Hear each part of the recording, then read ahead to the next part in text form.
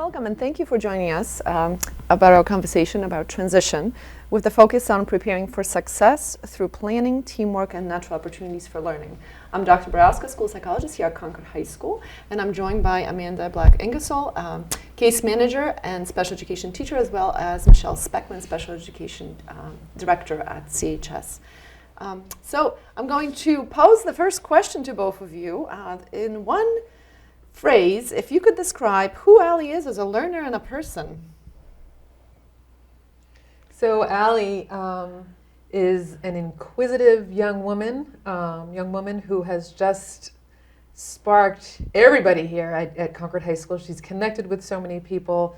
She is popular. She is funny. She is very, very social. She seems to have a love of learning. Amanda can speak more to that piece of working with Allie. But I see just this very friendly, inquisitive young lady who is just so excited to be at school. When I think of Allie as a person and a learner, I think of someone who has so much sass and so much humor. And she can bring that humor to the table with any kind of lesson that's going on. And it's remarkable. And she has made so many friends, like Michele had mentioned. She's interested in what's happening even when she is not in the class.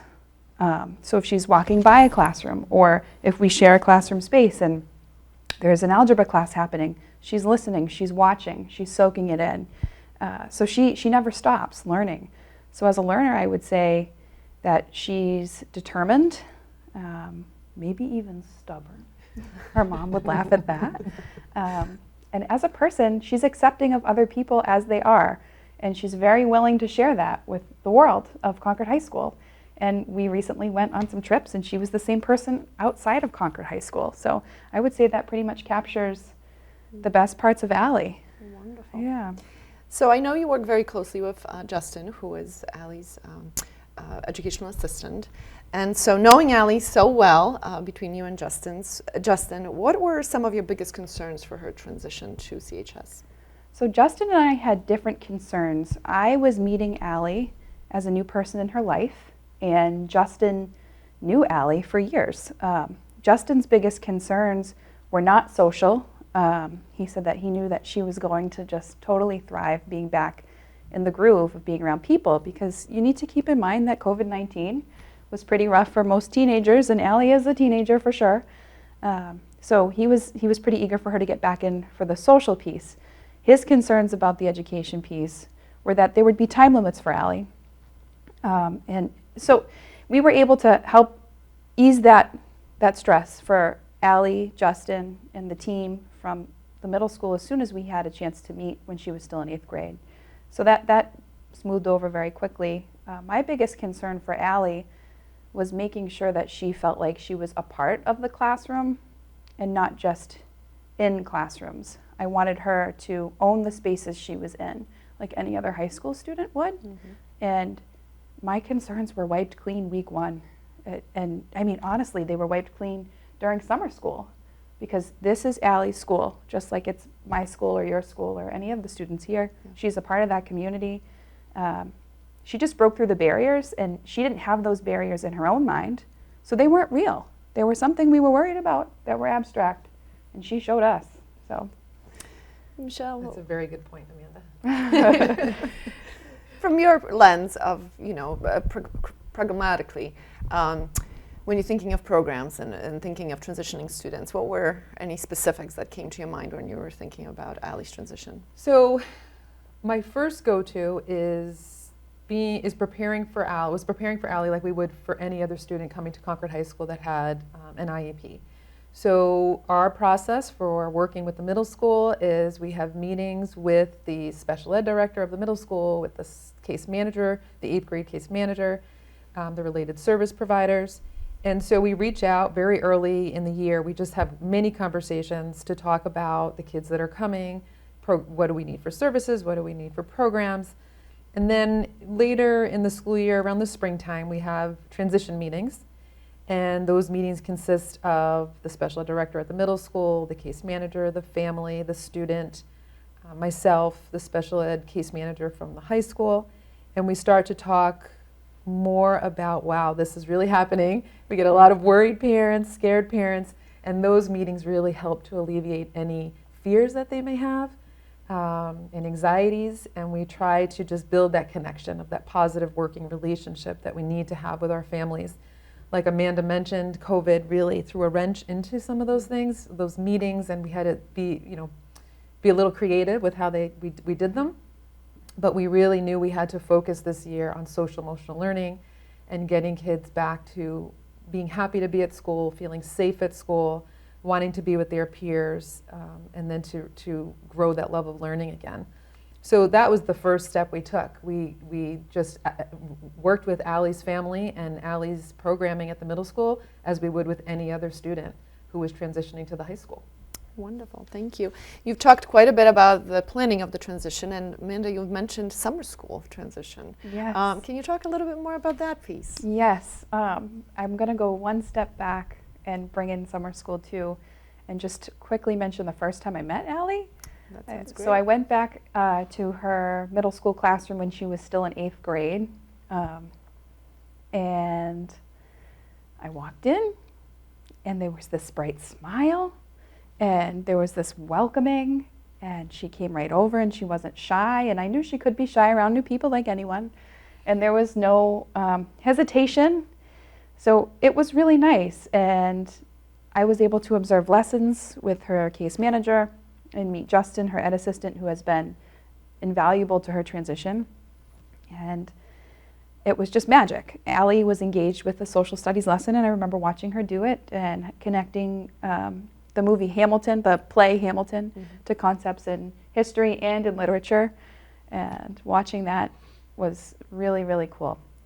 So that was the first time I met Allie, when I had seen her engaging with that, and she came over and met me and said hello.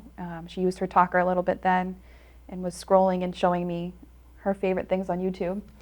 And then we were able to think about summer school because we had eyes on her, if that makes sense. We saw Allie for who she was as a person and a learner in her current setting, and we could plan for a new setting. And when she did come to summer school, I was teaching a different group, and she was in the transition group for freshmen. And she was the mayor day one. She's hello to everybody, walking around, saying hi. She wore her talker religiously, and she wasn't quite ready to use it because there was just so much to look at.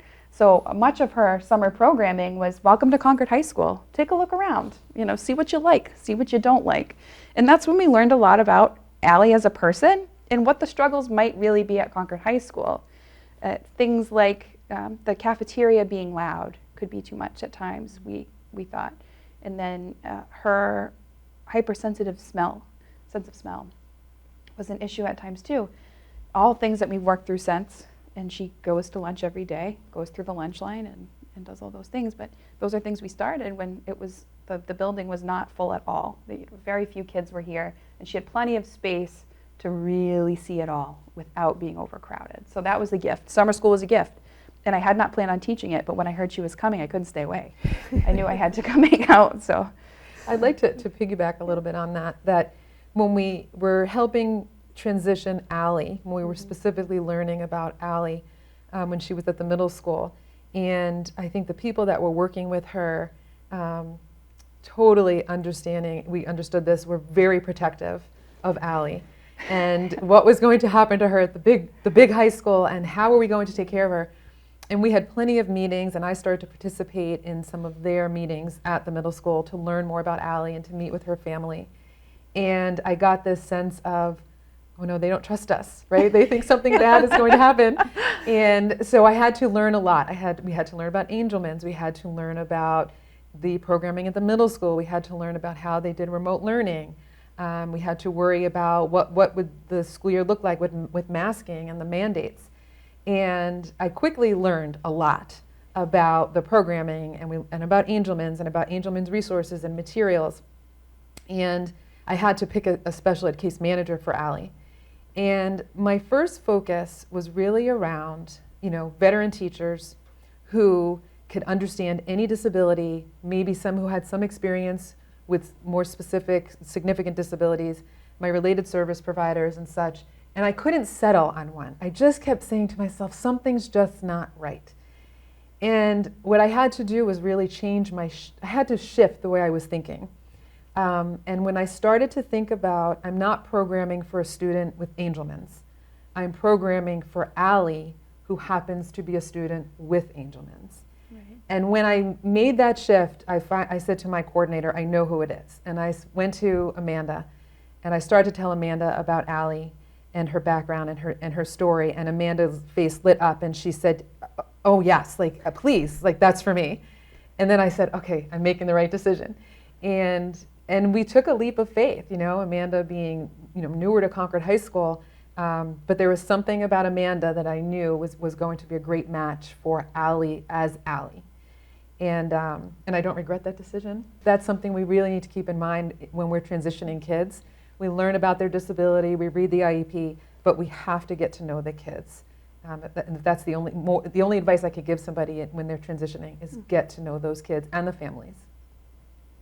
Wonderful. So you talked about the transition planning, summer school. Did everything go as planned, or were there some surprises? Allie participated in our extended school year summer programming through special education. In addition, she participated in a program they started this year for freshmen, for any freshman. Any freshman could come to this program to learn about the high school. And Allie had the privilege of doing a few weeks of that, correct? So that we can really help her feel comfortable at the high school and she can meet kids. And I learned about Allie that she could probably trick me into doing anything other than what she was supposed to be doing. And Justin would attest to that quite often I found myself saying to Allie, Mr. Paul is coming, Mr. Paul is coming. Allie, you're going to get me in trouble. And Allie just wanted to have fun. And that's another thing about Allie. She likes to have fun. And so we laughed a lot, we danced a lot. We learned that the sensitivity to smells and food, that was really tough. That was a struggle, I think, and if we're going to talk about a barrier or worry that we had for Allie was, how are we going to feed her all school year? And that was fixed in summer school. Yeah, she started eating and enjoying being with her friends and going from table to table while kids were eating. And eventually we were able to walk through the student center without the response, the gagging and such that would happen due to that sensitivity. And we did it by cheering. She loves to cheer. And so we would cheer our way through the cafeteria and she would just be happy on the other end. So there were these little things that we had to learn. But it was great to have the summertime to adjust. Great. You were going to add to that? I was going to add about the transition when she started at Concord High for the fall part of the school year. And so we knew each other. I had visited her and she had been here in the summer and I had seen her every now and again. And I need you to understand that because I respect Allie, I had high expectations of her and still do. I have high expectations for her as a person and as a learner. And she learned that about me, and I got that respect back. And she understood that when we walk by doors, after some, we did have to go through some learning about that. When we walk by doors, we can't just push them open and interrupt all the meetings, even though everybody loves us. We have to work on, let's knock. And if they don't answer the door, we need to keep going. They're busy right now. And we had to work on if we're walking through the cafeteria and we see someone we really want to say hi to, we can wave and say hi quickly, but we still need to get to English. And slowly but surely, we have been making it to all of our classes. And mind you, it's only November 8th today, and Allie has traveled to all of her classes every day. The only time that she doesn't make it to a class is if, I think she just always makes it to a class, or she's always in her classes. And I go visit her in her classes. We do things together in her classes, and Justin supports her in her classes, and she does use her talker to talk to her friends. But the transition piece too, and I'm kind of, I know I'm talking in circles a bit, but the transition piece too that was very important with having the high expectations is that this is your voice. I understand that you communicate in a very multifaceted way, and I'm ready for it. But I want you to be able to share your voice with the world. So this is your voice that I really want to model for you, and I really want to give you the key and the opportunity to share what you're thinking. So really pressing upon her the importance of using her talker when she's ready to use it, because you will not make Allie do anything she doesn't want to do, nor do I want to do that to anyone, right? Because she is a teenager. It's not fun trying to make a teenager do anything. That's very true. So the teachers take to the two, so I know we had to obviously prepare teachers too. Yeah. And I think, you know, I email teachers and let them know that Allie would be in their classes and these are the things they could think of, but I think that you did a lot, I think, to help the teachers as well to prepare. So helping the teachers prepare, I'm still doing it every day. It's not something that will go away. The beauty of her transition is that she is able to, the beauty of her transition and what's been happening is that we've been able to keep close contact with all stakeholders, so everyone involved. If I have a question that her teacher has asked me and I don't know the answer to because I'm not sure, I will ask Justin first. If Justin doesn't know, I'll call her case manager from 8th grade. I'll call mom, anyone we need who might know the answer. We all work together. And working with her teachers was basically just spending time with them with Allie, modeling for them what that looks like. Justin, invaluable again, he's been able to model what that looks like. And I think the biggest part of working with teachers was showing them, have high expectations, ask her for what she needs to be doing. However she's able to communicate that with you, that's what we're going to accept. And that's what we're going to base it off of. She's sharing what she knows in the best way she can, and she knows so much. So if you're listening and you're letting her communicate and you're giving her space to do that, then you're ready, and she's ready for you, and you'll get a lot done. That's great. So it sounds like her freshman year is going quite well. It is.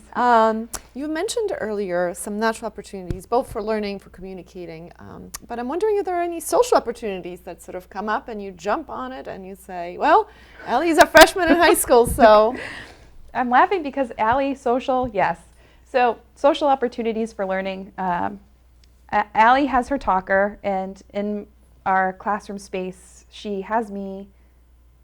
She's with my class, or in my classroom, not taking just my class, but 3 times a day. So she's able to access the station in my room where there's an iPad and it says, feeling chatty, use 2 voices, so that her peers can take that talker and sit next to her and talk with her. Or sometimes she'll go get it and be like, I'm trying to talk to you, just take this and use it and we can do this together. And they do. I would have to say that one of the things that Allie is working on transition-wise socially is that when she's listening to someone talk about something that's very important to them, her attention is very focused on that person and listening to them and watching their facial expressions, and she's soaking it in like a sponge, not always able to respond, but very much paying attention and usually able to respond within the hour. Like she's really thinking about it and she's really taking it in and she's being very respectful. And the kids that she especially has her advisory with, that she hangs out with mostly seniors, they understand that. And so they know that they're going to be able to talk to Allie tomorrow about what they mentioned the day before, and that Allie's going to remember and she will have something to say. So the patience from the students and the students learning how to use the talker. Allie went to speech, and when she was gone, I took her talker out with each of my classes and modeled for them how to use it. We played with it, they had turns with it, and they were able to really manipulate the tool. So when she came back, we were all ready to chat. That was very helpful. And with teachers too, same idea, very helpful to be able to do it. It was a little confusing to try to teach other kids how to use her tool with her there, because she's like, let me show you. And so we did it that way, and she did great with it. So that's the social piece has been actually really fun. One of the big social pieces that actually helped with transition was her spot on the cheerleading team. Oh yeah. So in the summer, Allie had been part of the cheer team prior to coming to Concord High School, so a lot of the girls on the cheerleading team knew her from middle school. The coaches know her, and they do a fabulous job with her. They just understand her. They have high expectations like you, Amanda. They are patient, they are kind, they communicate with her. They quite often will tell me, I was supporting her at one time in the summer for cheer, and they were like, nope, you go, we have it. And they want, and so do the kids. The kids just want to work with Allie. And so that was a big, big help in helping her feel comfortable and transitioning to Concord High School in regards to the social aspect of school. And she continues to be on the cheer team, and we've cheered at football games, and we were in the parade. I got to go to the parade, and Allie did great. And she had her first, they had a competition recently, and it was fabulous. And so I think that those girls, that cheer team, was a huge part of her social success in transitioning to high school. And getting through the hallways at school is always fun with Allie because you're all of a sudden very popular. Everyone's looking at you and saying hi to you. Well, not to you, they're saying Allie's name and, but, the cheer team, her peers from her classes, the kids in her advisory. And some of these kids, they're just as interested in talking to Allie as she is talking to them. And she's just another student at Concord High. And it's beautiful to watch. I love it. It's so much fun. I got the best job this year. I'm very lucky. Wonderful.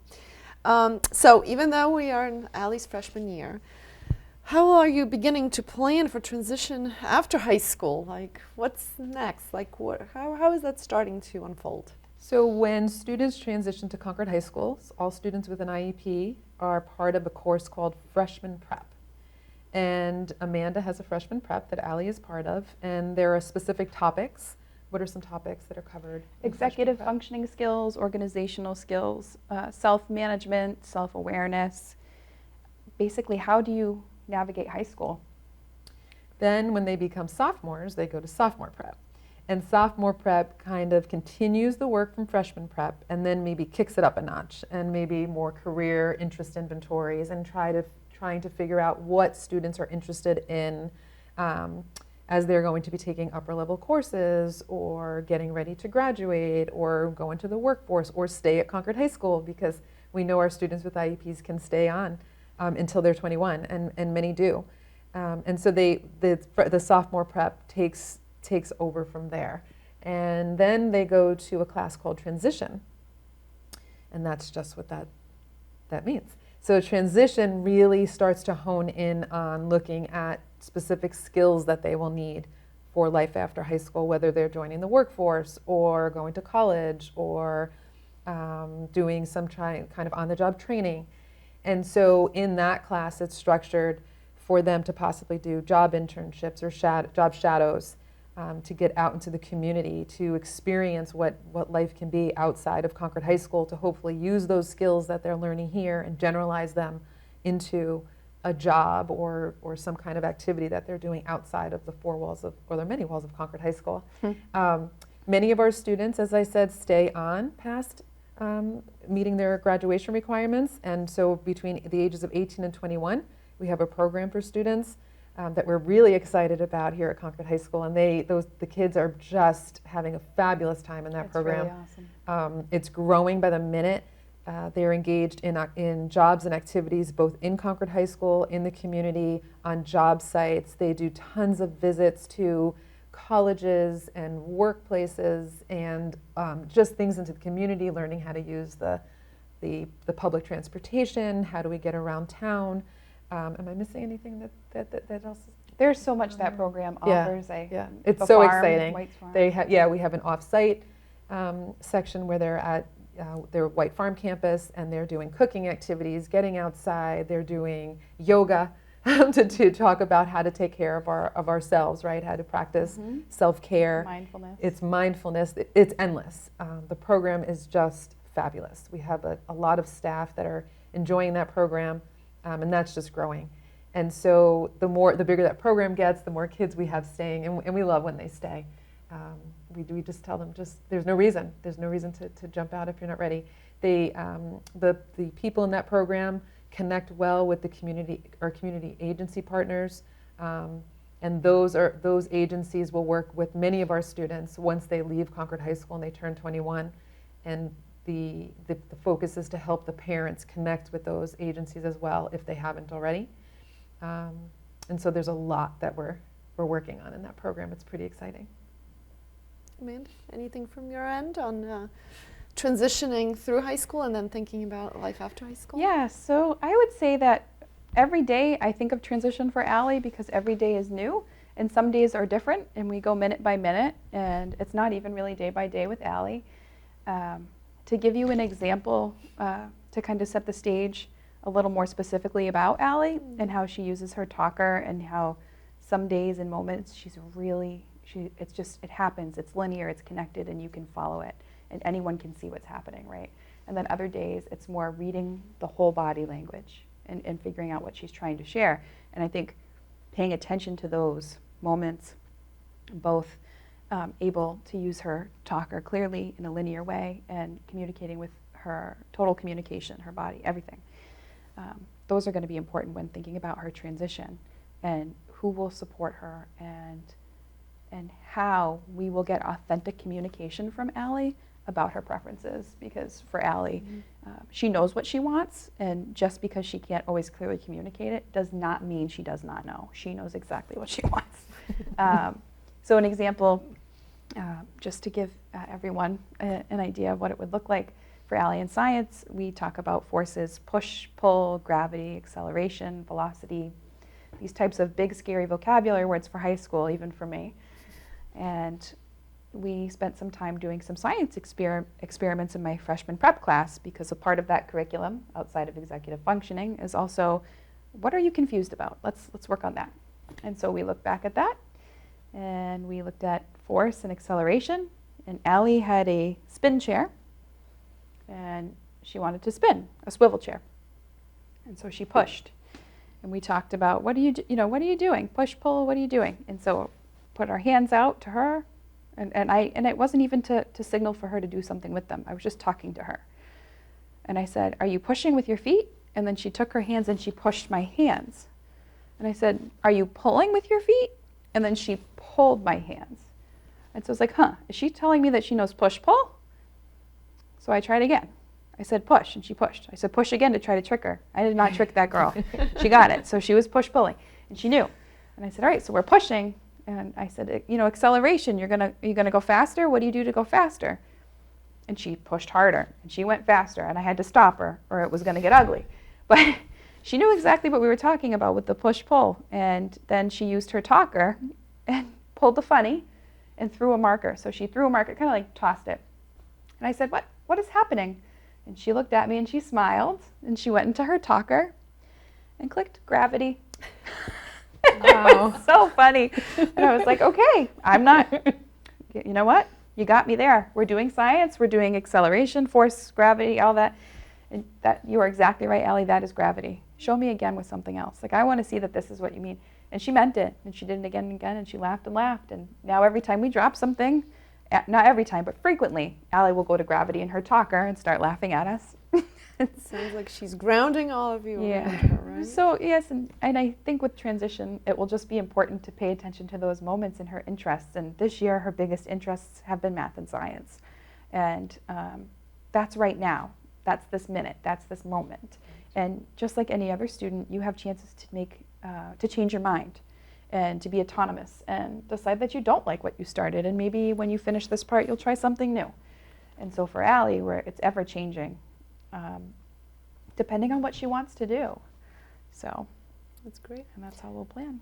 Wonderful. So as we conclude our sort of overview and transition talk, your final thoughts or words of wisdom, a pearl to share with families who might be not trusting of a new place or be scared for, or just sort of thinking about what is it that from our conversation here, what is it that you would like to highlight? I think the process can never begin too early. The conversations can never begin too early. And they can never include too many people. I think that you need to have everybody that knows that child at the meetings right at the beginning, the people that will be working with the student right at the beginning, and really listen to families. We don't know everything, and I think that was another great piece about working with Allie and her family, is that I was very upfront in saying there will be bumps along the way, yes. Right? But the key will be to just be transparent and to talk about them and to work through them. And I feel that we've done that. Mm-hmm. It's been a very wonderful working relationship, very trusting and open. then when you get closer to that point and you're feeling scared or anxious, just acknowledge those feelings and let the school know that this is how you're feeling and these are your kids, and we respect that and we value that. They are not our children, you know them best. And then when they get here, you just have to treat all students as individuals with their own likes and dislikes. And we find ways of communicating, of understanding, of respecting, and setting those high expectations for everyone. And then when it's time to think about leaving high school, again, there's more anxiety around that, but to keep that open mind and to think about it as more of just an exciting, wonderful challenge, because there's so many things out there for these kids. And it's fun to bring them along the way. Great. Amanda? I would say that the communication, as her case manager, the open lines of communication have been the most helpful thing, and the working relationship with the family, as Michele mentioned, is incredible. And when I don't know something, I don't know what I don't know. And every moment I'm learning, whether it's Allie teaching me, Michele mentioning something, or her family telling me, and I've had many times already this school year where I've talked to her parents or a service provider, and they said, oh, well, what if you tried this? Or don't do that. Let's try it this way. And I was like, oh, great, thanks. Okay, I'll make a note. And then I try it that way. And if that doesn't work, we try something else again. And being flexible and respecting dignity and really thinking about the human experience. This is an immersive human experience in a highly integrated program. This is something that isn't out of a box. This is an authentic experience. This is a person living their life, and it's so important to keep it open and remember that as a case manager. And when you don't know something, it's okay. You don't know what you don't know until you don't know it. And we'll figure it out together. So staying open, being patient, nothing about Allie without Allie. She's included with every decision we make. And that's been probably the most important part of the whole thing. Great. Well, thank you very much. Thank you. That concludes our talk. Please feel free to reach out to us, and we'll see you later.